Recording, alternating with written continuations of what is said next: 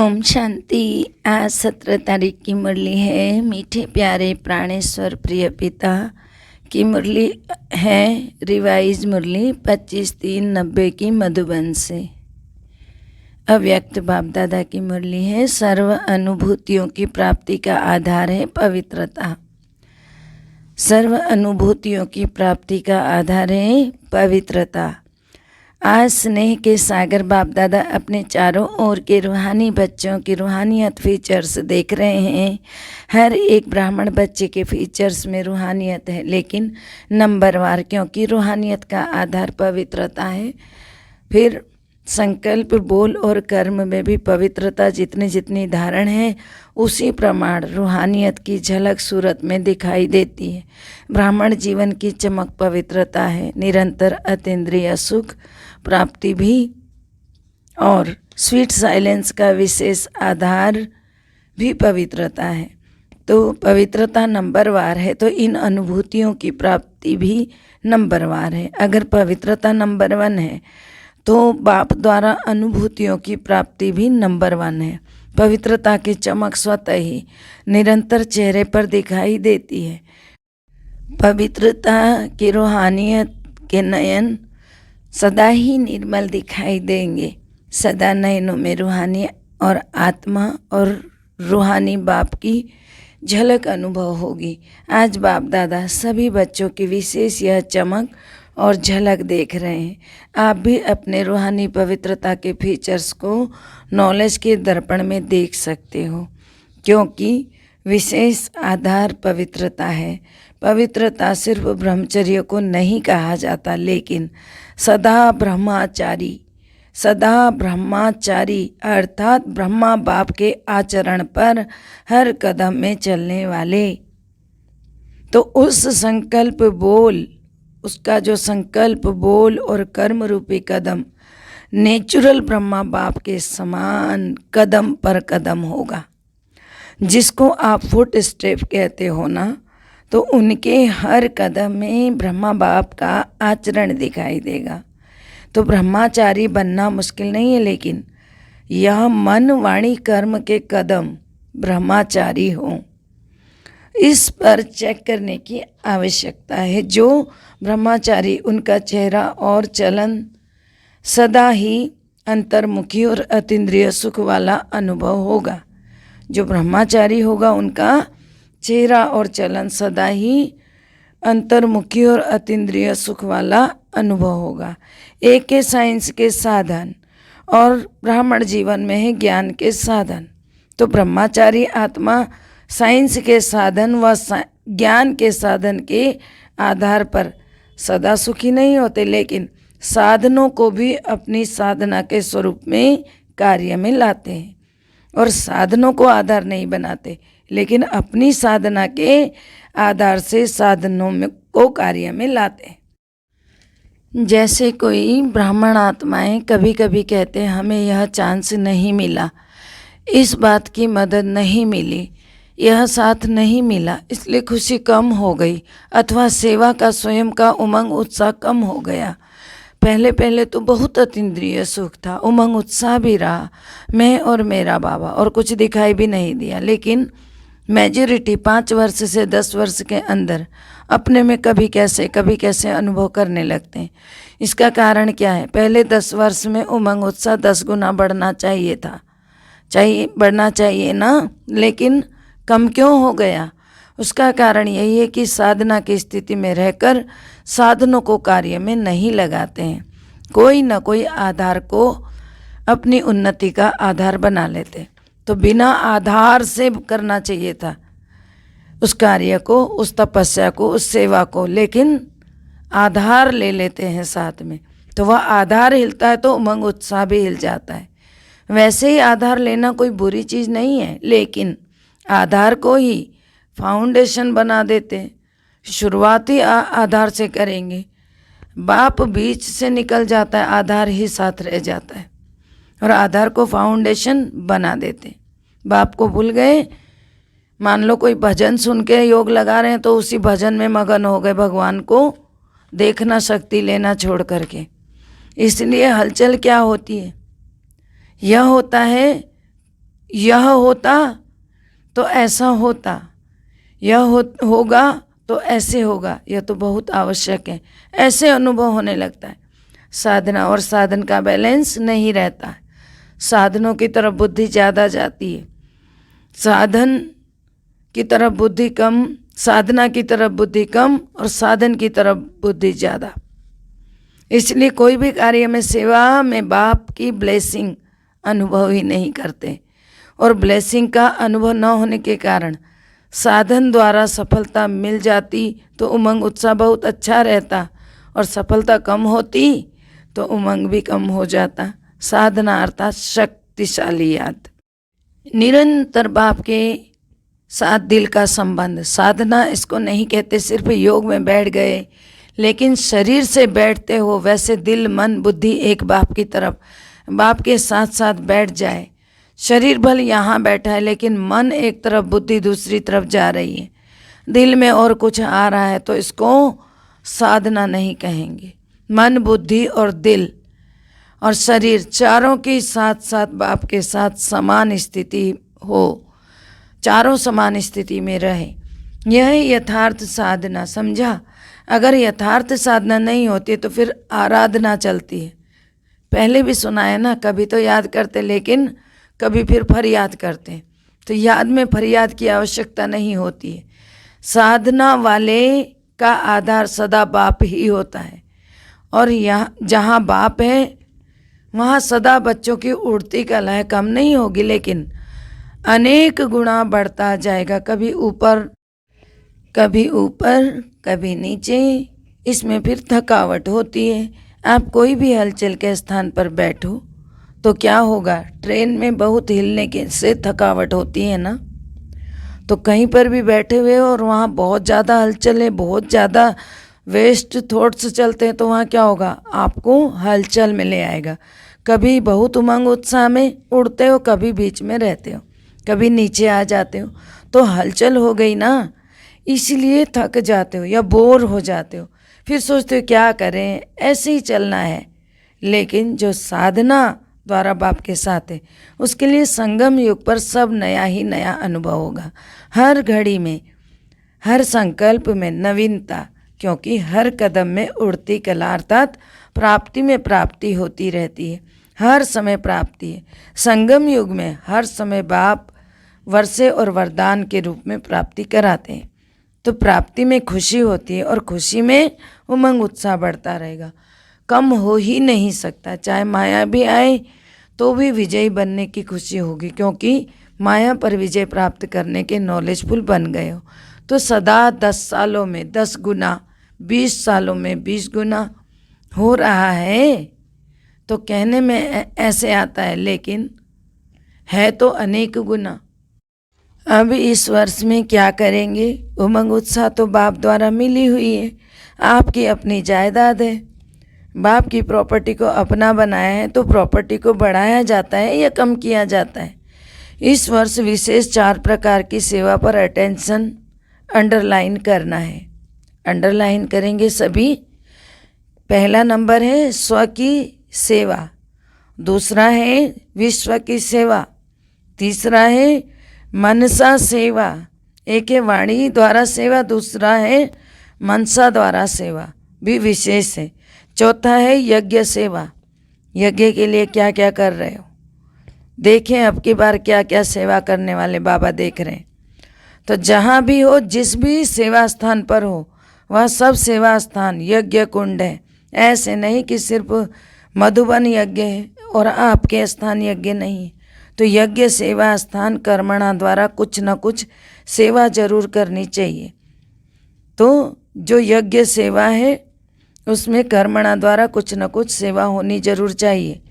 तो बाप दादा के पास सेवा के 3 प्रकार के खाते सबके जमा होते हैं, मनसा वाचा कर्मणा, तन मन और धन। कई ब्राह्मण सोचते हैं हम तो धन से सहयोगी नहीं बन सकते, सेवा नहीं कर सकते, क्योंकि हम तो समर्पण हैं, धन कमाते ही नहीं तो धन से सेवा कैसे करेंगे। लेकिन समर्पित आत्मा अगर यज्ञ के कार्य में इकोनॉमी करती है, उसमें बचत करती है अपने अटेंशन से, तो जैसे धन की इकोनॉमी की वह इकोनॉमी वाला धन अपने नाम से जमा होता है। यह सूक्ष्म खाता है। अगर कोई नुकसान करता है तो खाते में बोझ जमा होता है, और इकोनॉमी करते हैं तो उसका धन के खाते में जमा हो जाता है। तो यज्ञ का एक एक कणा मुहर के समान है। अगर यज्ञ की दिल से दिखावे से नहीं, इकोनॉमी दिल से करते हैं तो उसकी मोहरें इकट्ठी होती रहती हैं। दूसरी बात, अगर समर्पित आत्मा सेवा द्वारा दूसरों के धन को सफल कराती है तो उसमें से उसका भी शेयर जमा होता है। इसीलिए सभी 3 प्रकार का खाता है। तो तीनों खाते की परसेंटेज अच्छी होनी चाहिए। कोई समझते हैं हम तो वाचा सेवा में बहुत बिजी रहते हैं, हमारी ड्यूटी ही वाचा की है। मनसा और कर्मणा में तो परसेंटेज कम होती है, लेकिन यह भी बहाना चलेगा नहीं। वाणी के समय अगर मनसा और वाचा की इकट्ठी सेवा करो तो क्या रिजल्ट होगी। मनसा और वाचा इकट्ठी सेवा हो सकती है, लेकिन वाचा सहज है, मनसा में अटेंशन देने की बात, इसलिए वाचा का तो जमा हो जाता है लेकिन मनसा का खाता खाली रह जाता है। और वाचा में तो बाप से भी सभी होशियार हैं। देखो आजकल बड़ी दादियों से अच्छे भाषण छोटे बच्चे करते हैं। छोटे छोटे को देखो कितना सुंदर भाषण कर रहे होते, क्योंकि न्यू ब्लड है। भले आगे जाओ बाप दादा खुश होते हैं, लेकिन मनसा का खाता खाली रह जाएगा, क्योंकि हर खाते की 100% मार्क्स हैं। सिर्फ स्थूल सेवा को कर्मणा सेवा नहीं कहेंगे।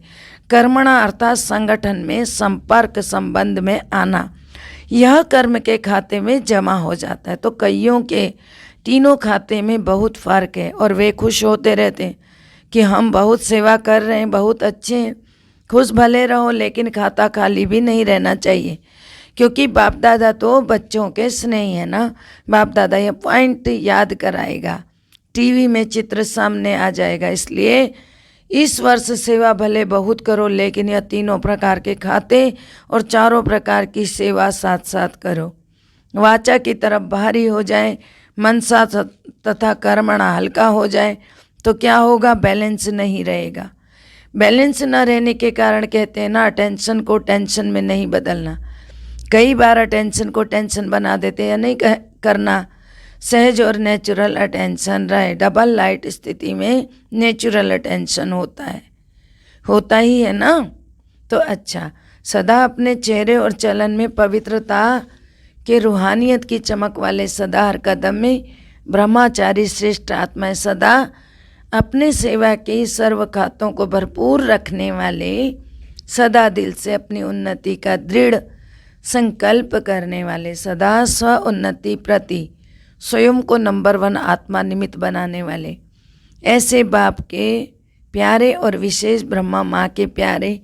आज माँ का दिन मनाया है ना, तो ब्रह्मा माँ के राज दुलारे बच्चों को ब्रह्मा माँ की और विशेष बाप की भी दिल से याद प्यार और नमस्ते। हम रूहानी बच्चों की रूहानी माँ बाप दादा ब्रह्मा माँ सभी को सभी स्वरूपों से बाप दादा दोनों को याद प्यार नमस्कार, good morning, diamond morning, Om Shanti. शुक्रिया मीठे प्यारे माँ बाप दादा, सभी रूपों से दिल से ओम शांति। मधुबन निवासियों से बाप दादा की बातचीत। मधुबन निवासियों को अच्छे और गोल्डन चांस मिलते हैं, इसलिए ड्रामा अनुसार जिन्हें बार बार गोल्डन चांस मिलते हैं उन्हें बाप दादा बड़े ते बड़े चांसलर कहते हैं। सेवा का फल और बल दोनों ही प्राप्त होता है। बल भी मिल रहा है, वह बल सेवा कर रहा है, और फल सदा शक्तिशाली बनाए आगे बढ़ा रहा है। सबसे ज़्यादा मुरलियाँ कौन सुनता है? मधुबन वाले तो वह तो गिनतियों से मुरलियाँ सुनते हैं, और आप सदा ही मुरलियाँ सुनते रहते हो, सुनने में भी नंबर 1 हो और कार्य में लाने में नंबर 1 हो। मुरलियों को कभी 2 हो जाते हो, फिर कार्य में लाते, सुनने में तो नंबर 1 हो जाते हो, उसको कर्म में लाने में जो बाबा बात कह रहे हो उसको अपने ऊपर उतारने में क्या बन जाते हो? 2 हो जाते हो ना। जो समीप होते हैं उन पर तो विशेष उज्जत होती है। तो बाप दादा की भी विशेष इज्जत करना ही है, नंबर 1 करना ही है। किसी में भी नंबर पीछे नहीं, सब जमा के खाते नंबर 1 फुल होने चाहिए, एक भी खाता जरा भी खाली ना होना चाहिए। जैसे मधुबन में सर्व प्राप्तियाँ चाहे आत्मिक चाहे शारीरिक सब नंबर 1 मिलती है, ऐसे अब करने में सदा नंबर 1 की निशानी है हर बात में विन। 1 माना विन, विन अर्थात जीत। अगर विन अर्थात विजयी हैं तो 1 जरूर है। विन तो कभी कभी नंबर 1 नहीं, यदि कभी कभी विन है कभी कभी विजयी होते हैं तो समझो नंबर 1 नहीं है। अच्छा, सेवा की मुबारक है। सेवा के सर्टिफिकेट तो बहुत मिले हैं, और कौन कौन से सर्टिफिकेट लेने हैं? एक अपने पुरुषार्थ में दिल पसंद हो, दूसरा प्रभु पसंद हो, और तीसरा परिवार पसंद हो। यह तीनों सर्टिफिकेट हर एक को लेने। ऐसे नहीं कि एक सर्टिफिकेट हो दिल पसंद का, दूसरा ना हो, तीनों ही चाहिए। तो बाप के पसंद कौन है? जो बाप ने कहा और किया, यह है प्रभु पसंद का सर्टिफिकेट। और अपने पसंद अर्थात जो आपकी दिल है वही बाप की दिल हो। अपने हद के दिल पसंद नहीं, लेकिन बाप की दिल सो मेरी दिल। जो बाप की दिल पसंद वही मेरी दिल पसंद है। इसको कहते हैं दिल पसंद का सर्टिफिकेट और परिवार की संतुष्टता का सर्टिफिकेट। यह तीनों सर्टिफिकेट लिए हैं। सर्टिफिकेट जो मिलता है उसमें वेरीफाई भी होता है, बड़ों से वेरीफाई भी करना पड़ता है। बाप तो जल्दी राजी हो जाते हैं, लेकिन यहाँ सबको राजी करना पड़ता है। तो जो साथ रहते हैं उनसे सर्टिफिकेट को वेरीफाई कराना पड़े।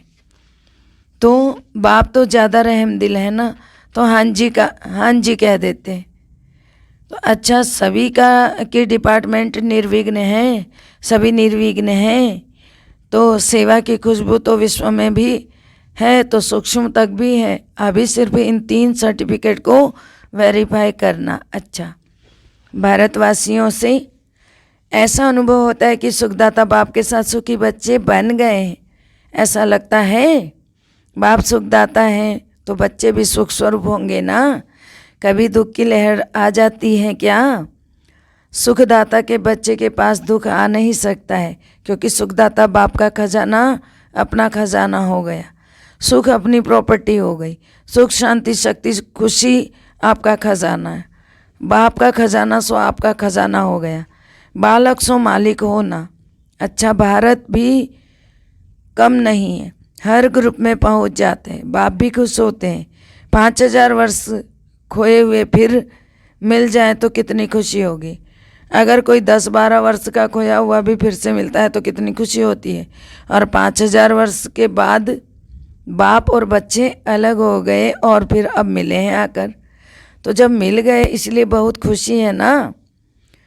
सबसे ज़्यादा खुशी किसके पास है? सभी के पास है, क्योंकि यह खुशी का खजाना इतना बड़ा है जो कितने भी लेवें जितने भी लेवें, अखूट खजाना, कितना और जितना जितना ले सकते हैं ले लेवें।